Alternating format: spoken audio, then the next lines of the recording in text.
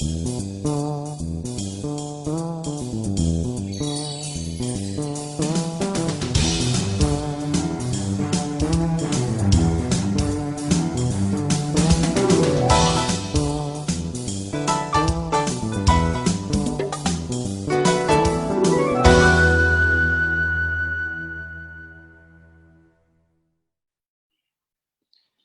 buenas noches, ya estamos en una emisión más de Facebook Live para Social Prosperity. Hoy es día miércoles y tenemos un tema de desarrollo personal. Todos los días miércoles trabajamos el desarrollo personal. El miércoles pasado platicamos del primero de 5 temas que fundamentan la identidad o del tema de fundamentos de la identidad con mi papá, el licenciado Héctor Javier Espinosa Garza, que es fundador del corporativo HBS. Bienvenido, papi. Gracias, muy amable. Buenas noches a todos. Me da mucho gusto realmente compartir este momento, porque el tema que tenemos es sustancial, es especial para todos y a mí me proporciona una gran satisfacción compartirlo. Vamos a dar continuidad y recordarán que la primera sesión, que fue el miércoles pasado, hablamos de los fundamentos y hablamos de la familia, hablamos de la educación, del medio ambiente y de las experiencias que son el fundamento de la identidad de todos los seres humanos. Hoy vamos a tomar y vamos a ver la gráfica donde aparece el marco de los 5 puntos que contiene el tema, porque hoy vamos a aprovechar y vamos a ver 3 temas que son los que continúan. Y de esta manera vamos a concluir en la siguiente sesión con un último de ellos. Los fundamentos, que fue el primero de ellos, lo vimos la sesión pasada. Hoy vamos a ver áreas de identidad que principalmente va a tocar los estudios que están fundamentando la ventana de Johari, la formación, que es el estigma educacional, y la trilogía del yo. El ser humano tiene 3 maneras de manifestarse y están siempre al mismo tiempo traslapándose. Vamos a ver qué representa esto en nuestra vida y cómo nos ayuda o cómo nos puede perjudicar si no sabemos manejar.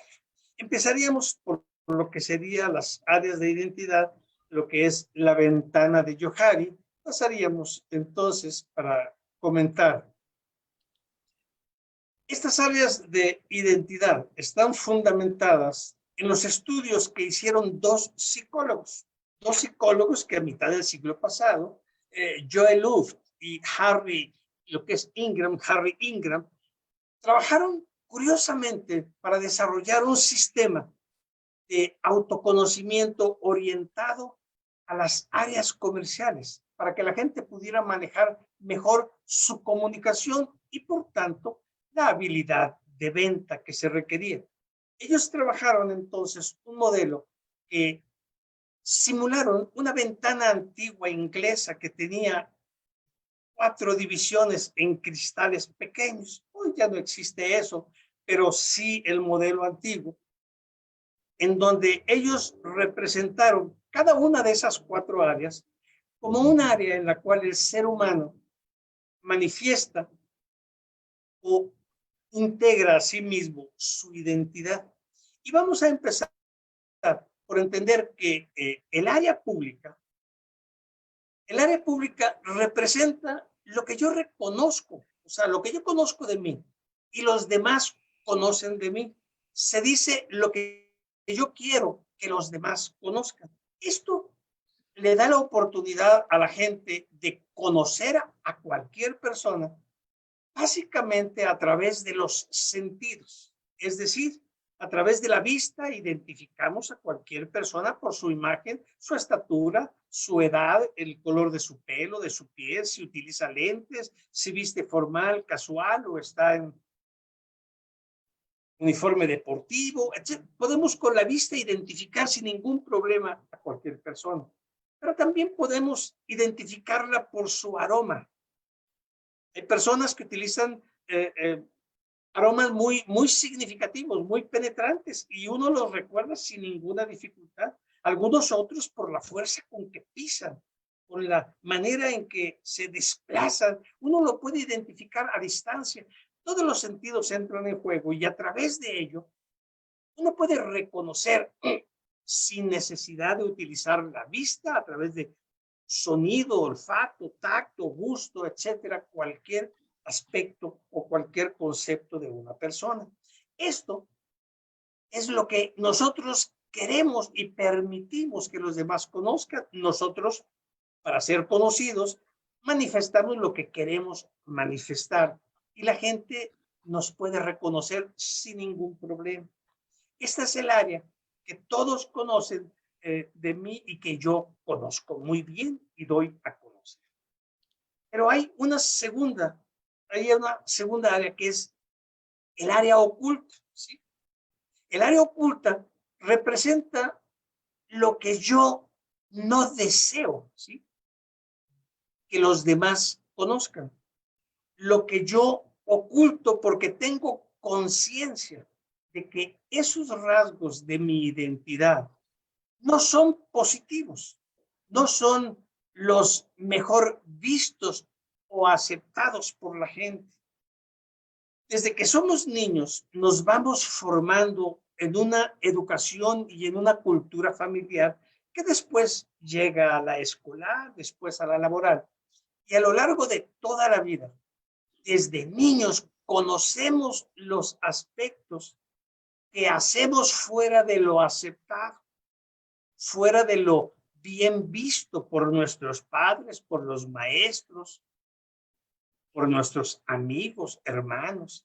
Y aquello que no nos favorece, lo ocultamos, lo guardamos y maquillamos nuestra persona de una forma tal que proyectamos aquello que creemos que los demás querrían ver en nosotros o lo que nos luce más. Aquí se esconden muchas cosas, ¿sí?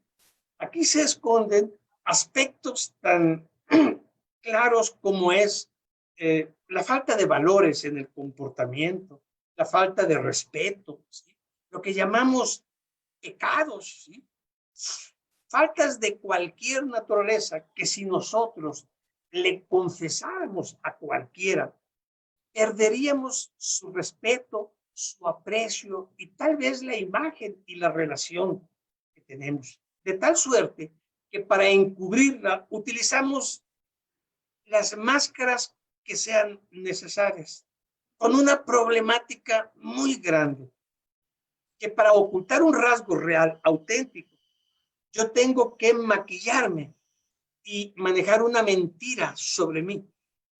Solo que esa mentira muy fácilmente se desmorona.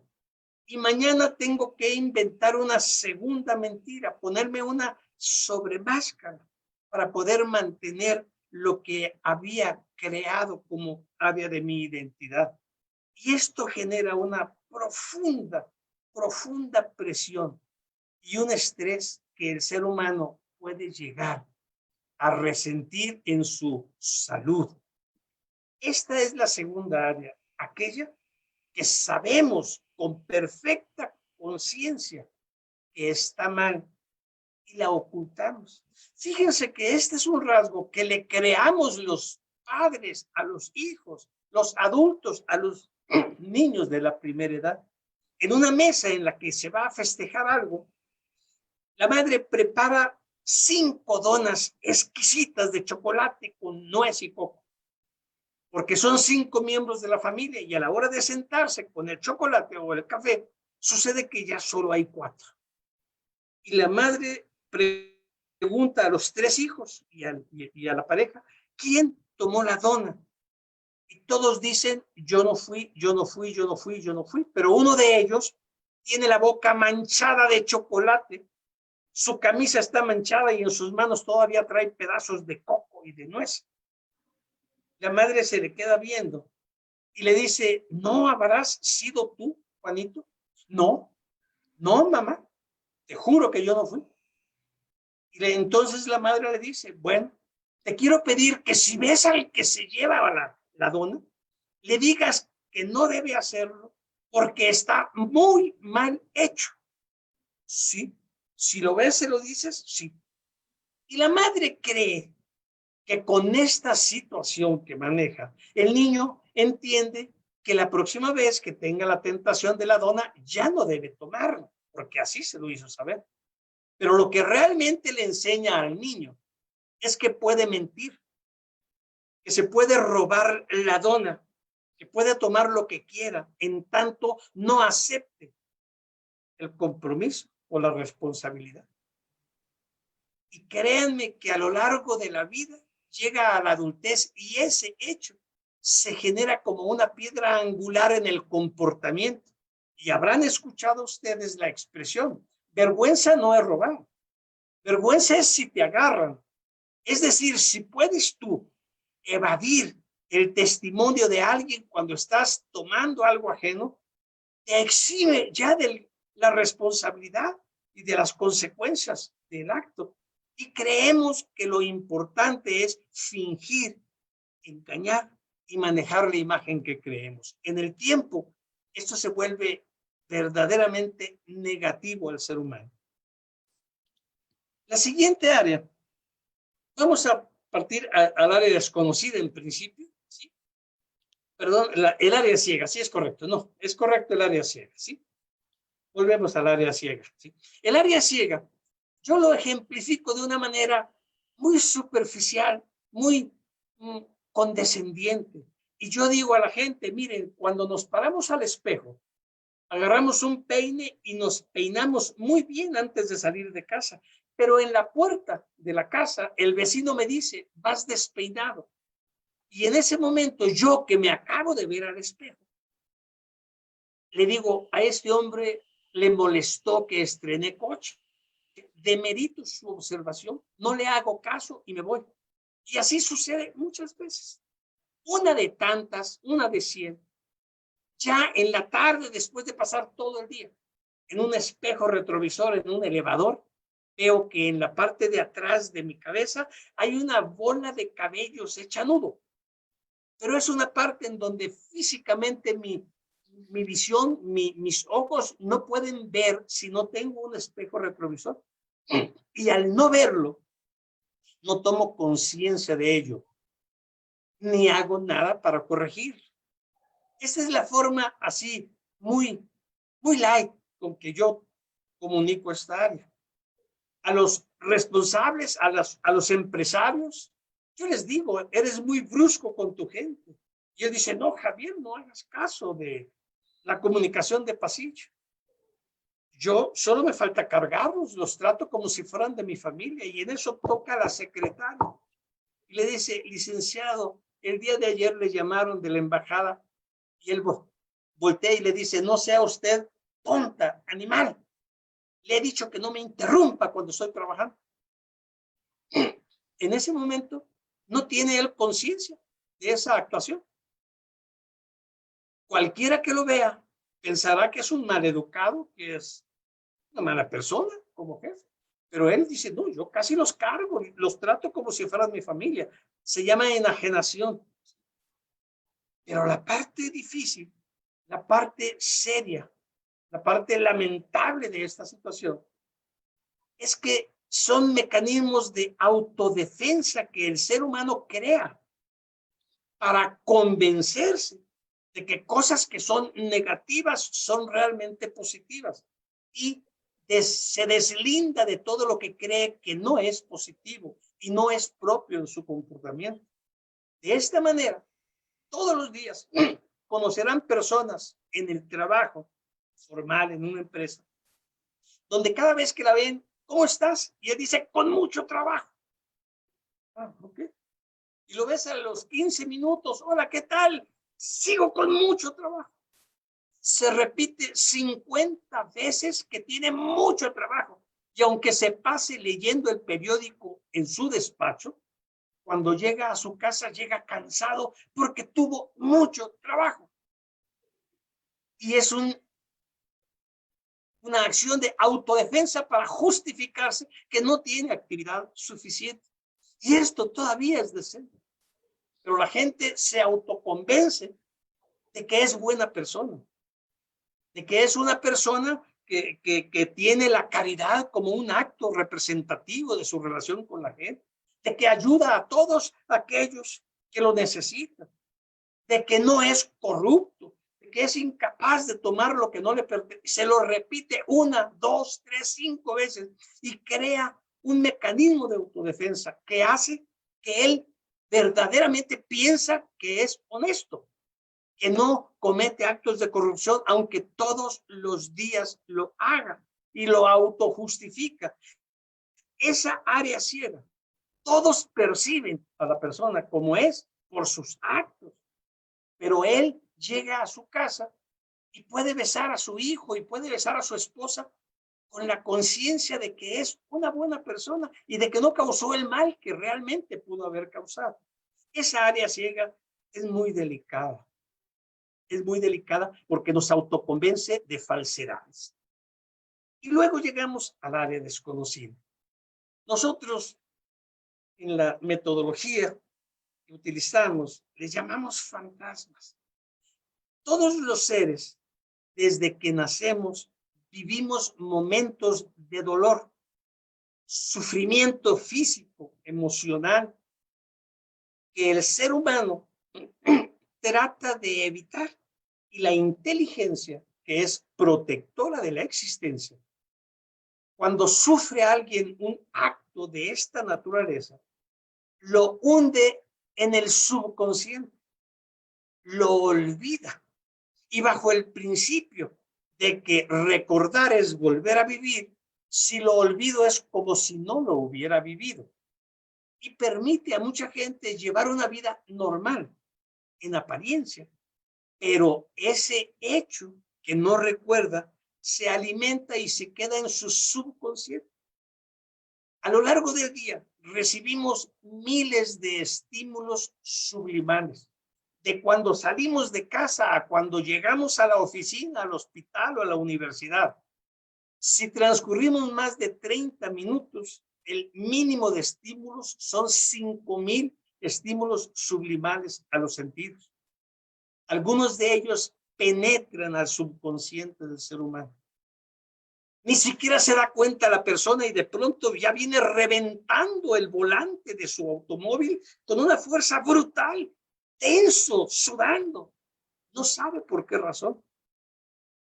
Genera una reacción con dos características. La primera, incontrolable esta reacción. Tú no la puedes controlar, se da. Y la segunda, siempre te genera consecuencias negativas. Siempre es para mal. Esta área necesita atención especializada.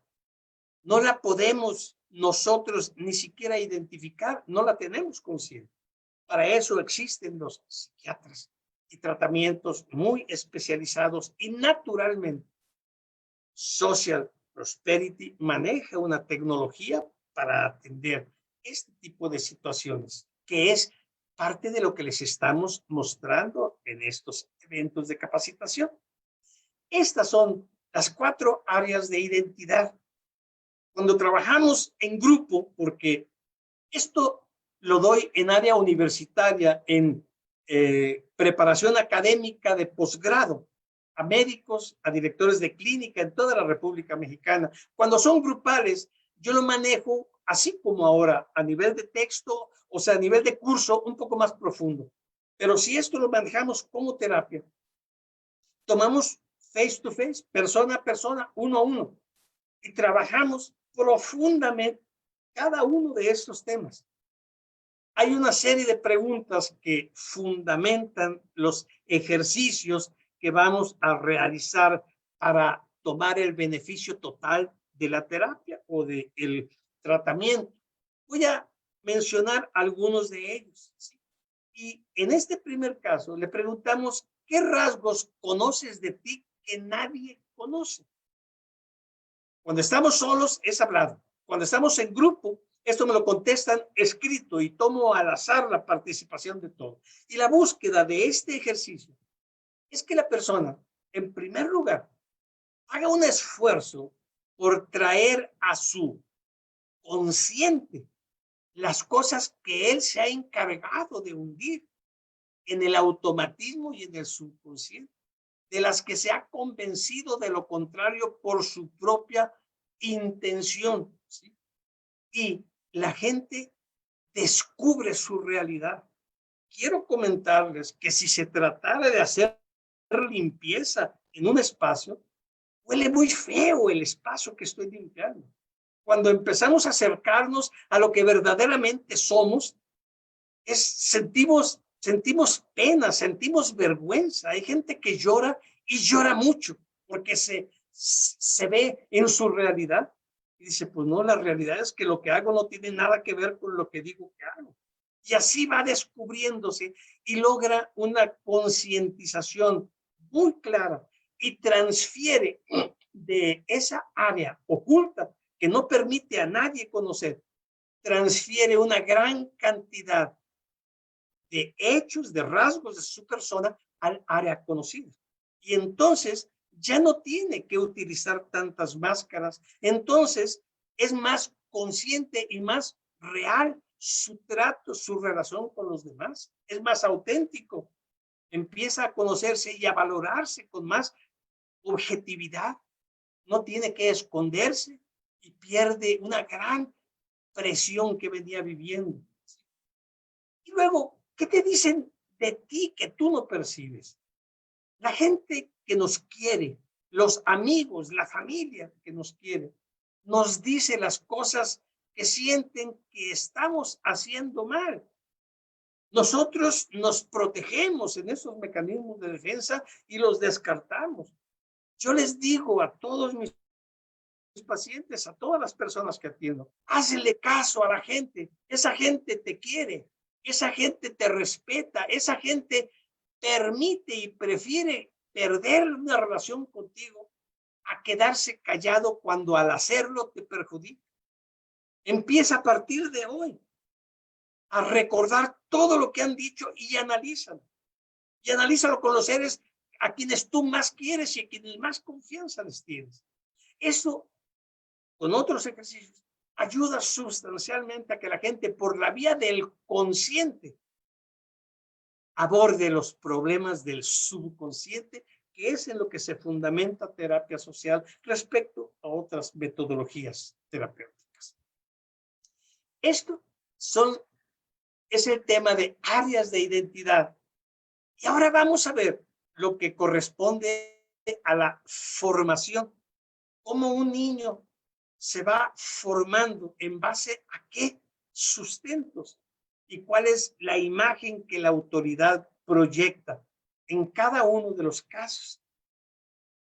La formación desde la primera niñez, y esto viene desde que el niño tiene meses de nacido, hábitos de alimento, muchas cosas que la madre empieza a formar en el hijo, pero conforme va creciendo, hay un modelo en la familia educacional y hay un lineamiento y un seguimiento educacional por parte de madre, padre y los adultos. Y se puede dividir o asimilar esta educación en dos grandes extremos. Hay personas que hacen lo que otros quieren sin objeción de ninguna naturaleza, que desde que toman conciencia se dan cuenta que no se puede objetar a papá, ni a mamá, ni a mi hermano mayor, ni a la sirvienta, que no se puede objetar nada, que las órdenes que recibe las tiene que obedecer. Y fíjense que los niños que obedecen todo, esos niños son amados por su mamá, son un ejemplo para muchas cosas, pero vamos a ver más adelante en qué consiste y qué consecuencias tiene. Esas personas cuando están fuera de casa, el maestro les impone todo lo que deben hacer y tienen que obedecer. El padrino les impone normas de comportamiento que tienen que obedecer. El sacerdote hace lo mismo y ellos tienen que obedecer para ser buenos niños. Pero dentro de casa, los padres, los hermanos y hasta las sirvientas son enérgicos en el cumplimiento de todo lo que es una orden, un mandato. ¿Sí? Cuando estas personas cumplen con todo, es un niño bien educado, Es un buen niño, lo presume la mamá. A las 12 del día, en pleno verano, hay un niño en la mitad del patio de la escuela cuando está en la junta de padres de familia y la madre dice orgullosa, ¿ven el niño aquel que está con el abrigo azul? Sí, señor. Pues le pedí que no se lo quitara. Vean la obediencia. Pero se va a enfermar, señor. Estamos a 38 grados. No, no, vean qué obediente es. Y lo estimula. Y le compra un helado. En fin, se le premia, se le califica de buen niño y se le dice que se le quiere y se le trata bonito porque es un niño bien educado. Pero fíjense que cuando llega a la adultez, ¿no? Aquí mismo, ¿sí? Perdón, se vuelve sumiso, ¿sí? Se vuelve sin voluntad y es un ser sometido totalmente. Ustedes deben tener ejemplos claros en el entorno en el que se muevan, en cualquier entorno, de la gente que el jefe le pregunta a un subordinado, ¿qué hora tienes, Juan? Las que usted diga, doctor. No, no, no, es que no traigo reloj, pero adivina maravillosamente, doctor.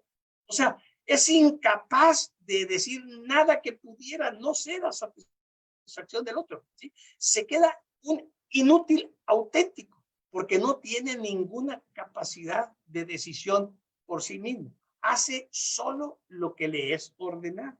Entonces, esas personas que son bien educadas, buenos niños y premiados por sus padres, luego les dan el desencanto de ser personas con esas características, sumisos, sin voluntad y sometidos.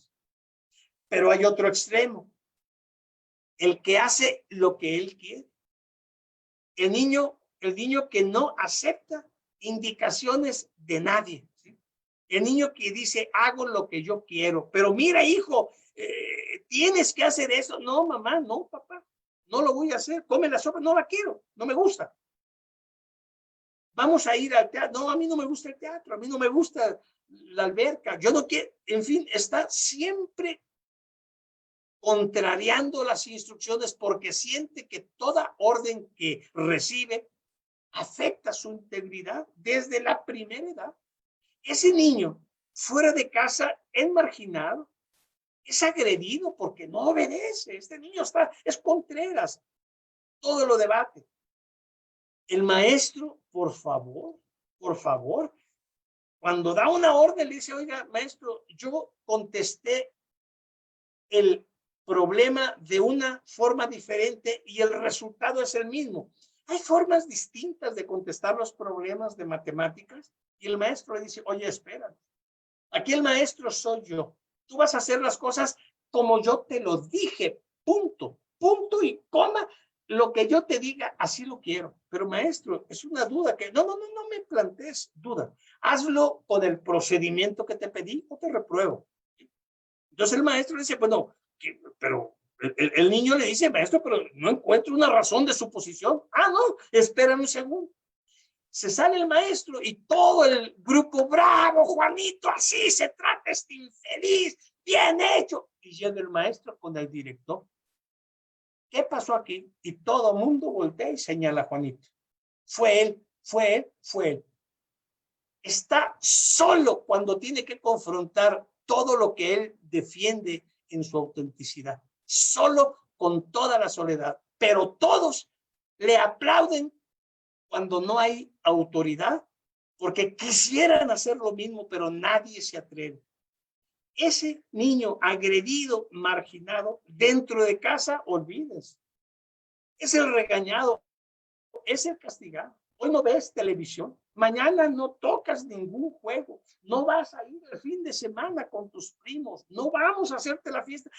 Todos los días tiene una queja la madre, todos los días un castigo, así vive. ¿Sí?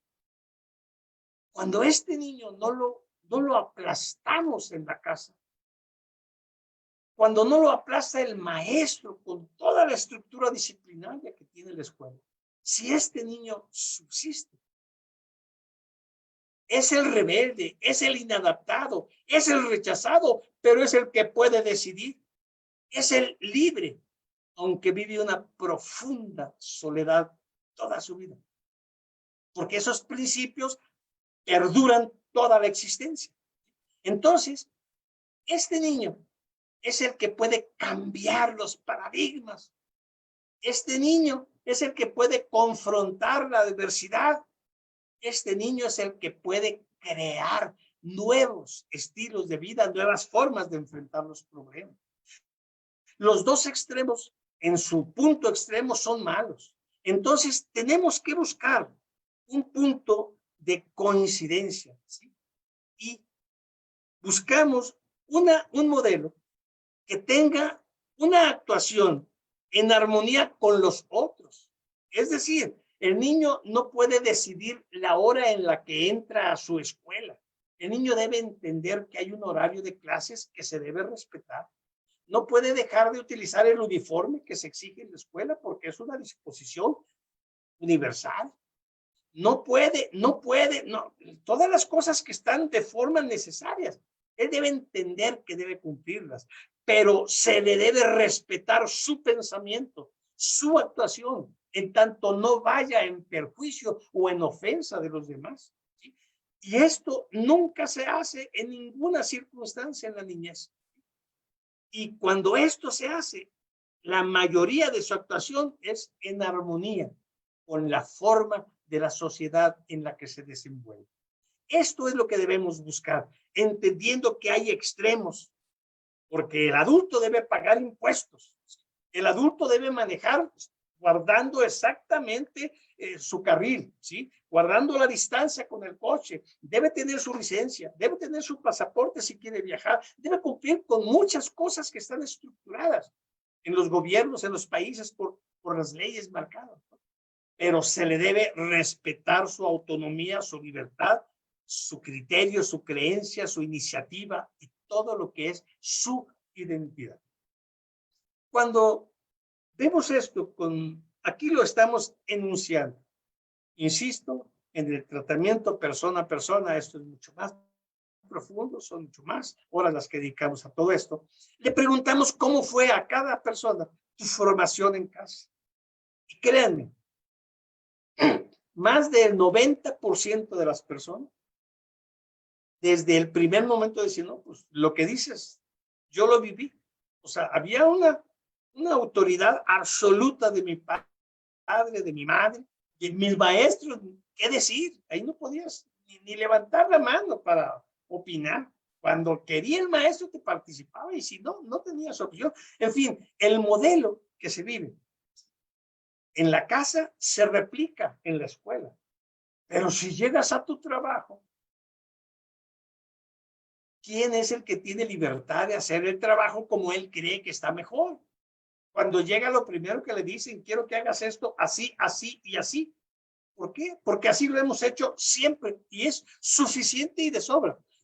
Y en el mejor de los casos, porque te lo estoy ordenando.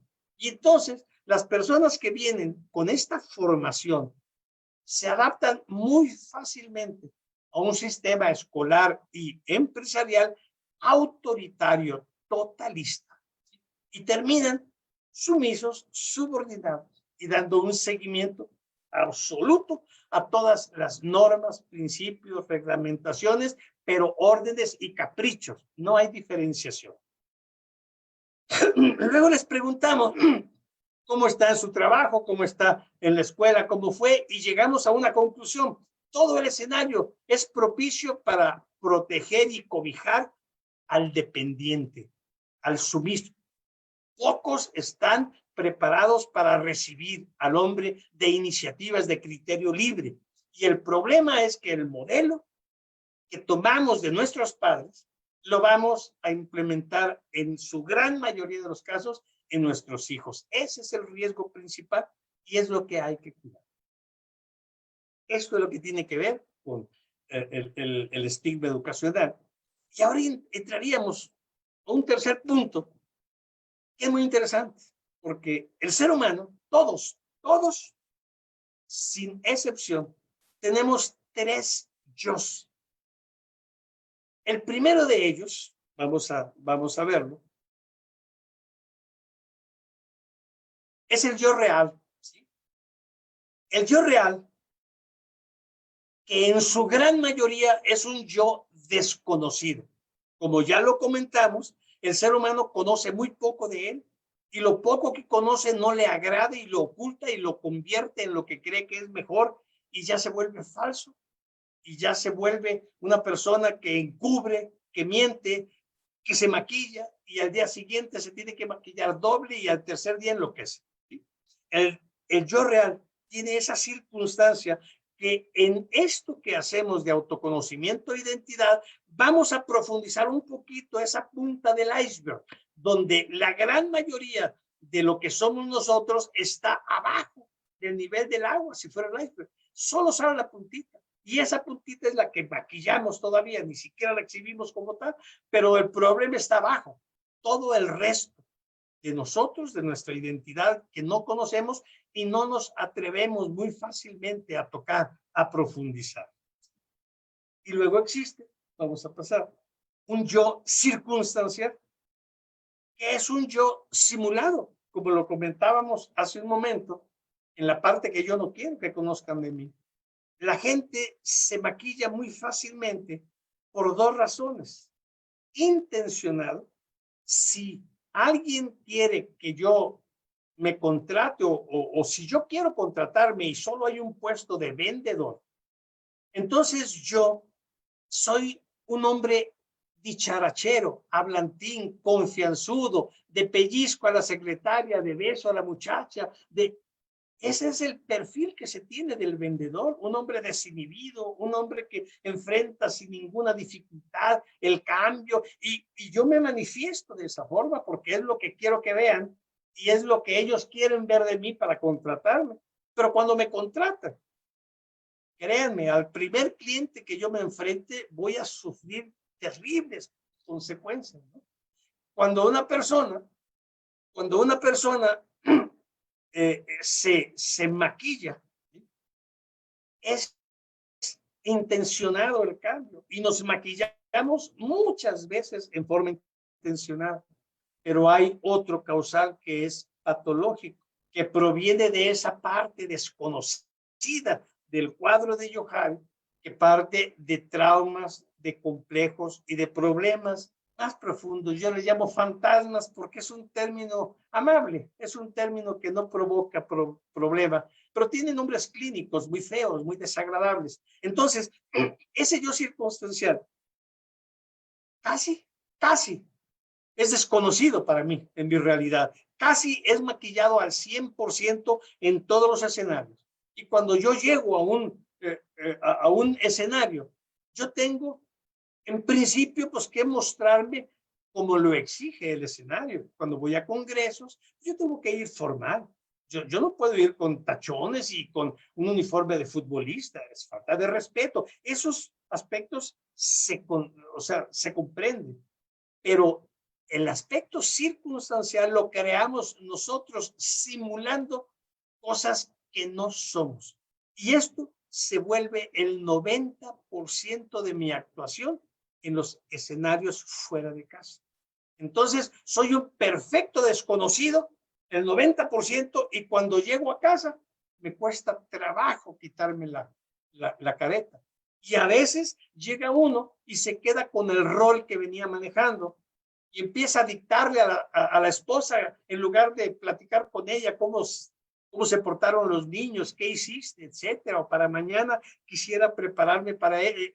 Está haciendo dictados y está dando instrucciones como si tuviera a sus subordinados enfrente y con una energía que necesita proyectar de autoritarismo ante ellos, pero está en su casa, con su esposa, con sus hijos. Entonces, ese yo circunstancial lo traemos cargando con nosotros. Y hay un yo ideal que está permanentemente conmigo, en el que sueño, con el que suspiro, el que forjé muchas veces desde la primera infancia. Todos tenemos ídolos, héroes. El primer héroe en todo niño es su padre, no hay duda de eso. Pero luego empieza a tomar héroes de las películas, después de las series, de todo aquello que se generan modelos de superhombres, de superinteligentes, de superpoderosos. Yo quisiera ser como él. Y todos tenemos ahí un héroe escondido. Y cuando buscamos el yo ideal, no somos objetivos. Nos trazamos ideales de yo en lugar de yo, de un yo ideal. El yo ideal se fundamenta en mi potencial, en mis capacidades, en mis realidades. El ideal de un yo es un sueño, es una ilusión. Cuando yo estoy con los ejecutivos trabajando con esto, yo le digo, ¿qué esperas lograr en 3 años? Quiero ser presidente de la República. No, espera, te pido algo objetivo, algo real. No, es que soy muy ambicioso. No, una cosa es ser ambicioso y otra cosa es ser soñador. Formular metas, hacer planes de vida. Tienen como primer principio la necesidad de conocernos a nosotros, de trazarnos metas, objetivos alcanzables, medibles, cuantificables y al alcance real de nuestros esfuerzos, nuestros recursos.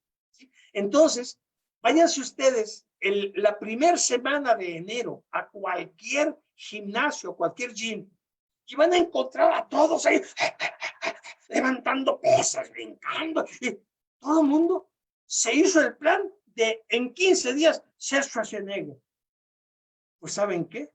Para empezar les faltan 18, 38 centímetros de estatura, 70 kilos de músculo, o sea, nunca van a ser Schwarzenegger. Nunca así se pasarán 40 años haciendo ejercicio.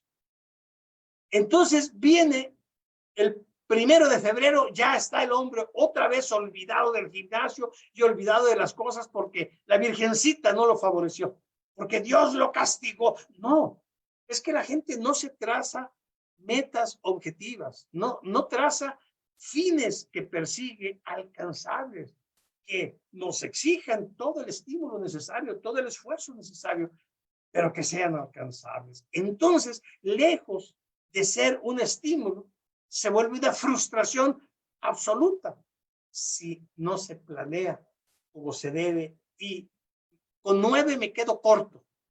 No llega, o sea, es mucho más de 9 de cada 10 los que no sabemos planear con propiedad. Por eso es tan importante aprender a hacerlo. Y hay metodologías perfectamente estructuradas que nos dan una capacidad de hacer una planeación objetiva y verdadera de lo que quiere ser cada persona. Esto vamos a ver qué es lo que comentamos. Lo mismo que en el caso anterior, tenemos que buscar un punto de acercamiento entre los 3 universos, el yo real, el yo circunstancial y el yo ideal. Y necesitamos que se crucen, que traslapen los 3 en un punto, que cuando menos sea el 5% de los universos completos.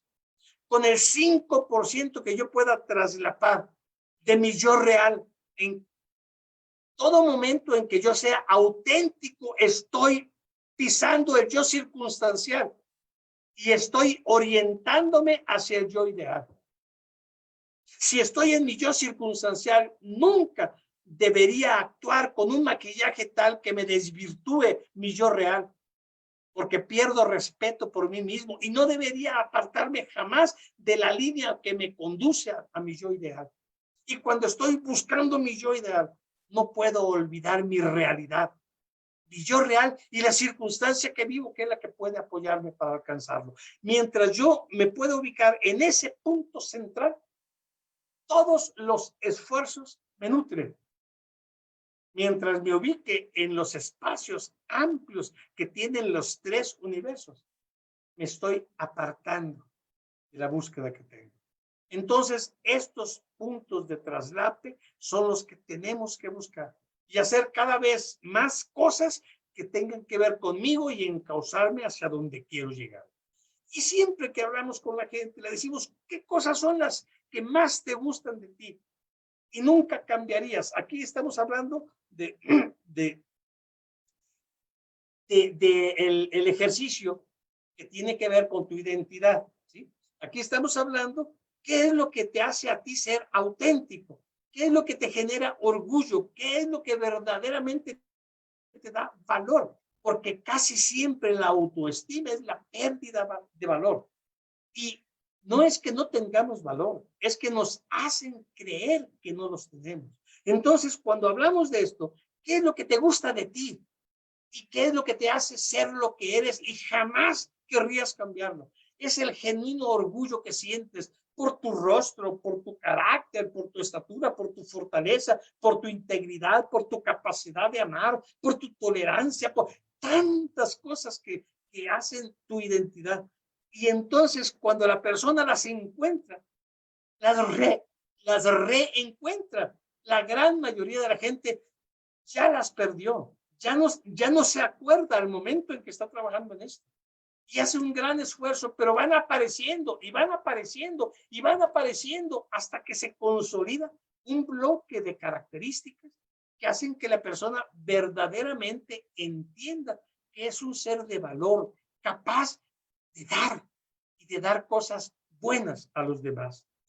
¿Qué cosas tienes que fingir y te molesta? Ahí lo que hacemos es que la gente entienda que el principal problema que tiene frente a él lo tiene porque quiere. Que una vez entendiendo los valores, puede depositar toda su línea de actuación a través precisamente de sus valores y ya no necesita fingir y sentirse decepcionado de sí mismo cada vez que lo hace. Porque cuando uno finge y desvirtúa una realidad y la cambia por otra, se desprecia a sí mismo y se desprecia de una manera absoluta y total. Esto es lo que tenemos previsto.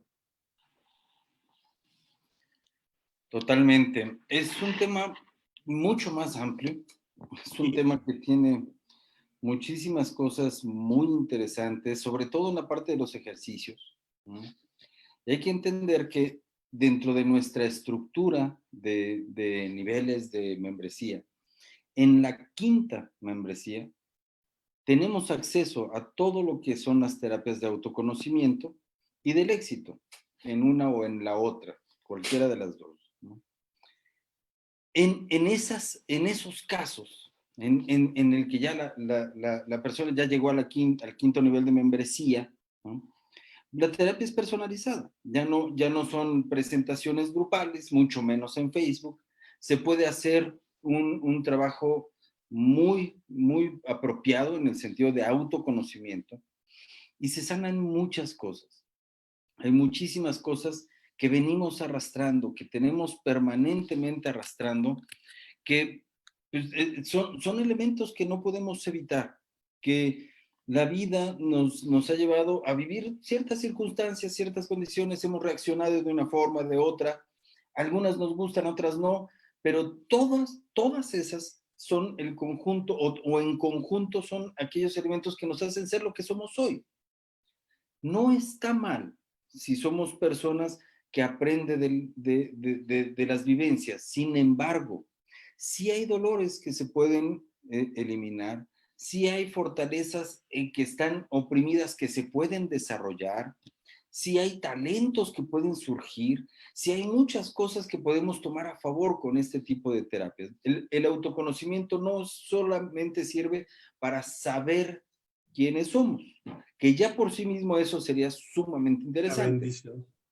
pero también nos sirve para que partiendo de ahí tengamos las herramientas suficientes como para poder decidir hacia dónde queremos ir y trazar un plan de acción del punto donde estamos hacia el punto a donde queremos llegar y que sea objetivo, que sea real, que se pueda cumplir. Porque si nosotros no tenemos idea de dónde estamos, ¿cómo vamos a trazar una ruta para llegar a donde queremos llegar? A lo mejor tenemos muy claro a dónde queremos llegar, pero si no sabemos dónde estamos, ¿cómo llegamos? Entonces, estos elementos son muy importantes. Yo te agradezco mucho esta participación, papi. Es muy útil Encantado. para la gente. Yo creo que puede ser muy interesante tomar conciencia, aunque son pequeños fragmentos de información, es información que realmente tiene una aplicación útil, real. Lo que nosotros damos no son cosas vanas, ¿no? En ese tenor, sobre todo en nuestras áreas de especialidad, que es el desarrollo humano profesional, ¿no? Eh, lo que nosotros hacemos o buscamos es ser lo más útiles posible. De aquí se derivan muchas cosas más. Tenemos cursos, tenemos incluso el diplomado, tenemos las terapias, hay muchísimas más cosas dentro del club. Pero esto es eh, un abrir de boca, esto es un crear conciencia, una búsqueda de crear conciencia de todo lo que nos hace falta. A lo mejor no a todos y qué bendición que no te haga falta a ti, pero seguramente algo te ayudará. ¿Vale? Te agradezco, papi. ¿Algunas palabras finales? O solamente el hecho de que la próxima sesión vamos a ver los planos de equilibrio existencial, lo que muchas veces no consideramos, sino hasta el último momento y casi siempre ya es tardío. Va a ser también un tema medular y de un alto impacto.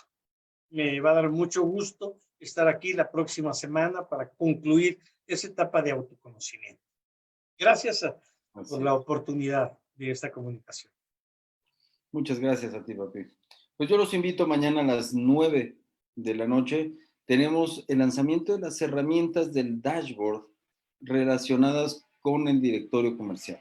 Y con esto abrimos ya totalmente a toda la gente el acceso y el uso abierto, completo al directorio. Así que los invito, no se lo pierdan, hay cosas muy interesantes, hay cosas que realmente les van a gustar bastante, pueden ser sumamente útiles. Gracias, que pasen una muy, muy bonita noche y nos vemos mañana a las 9 de la noche.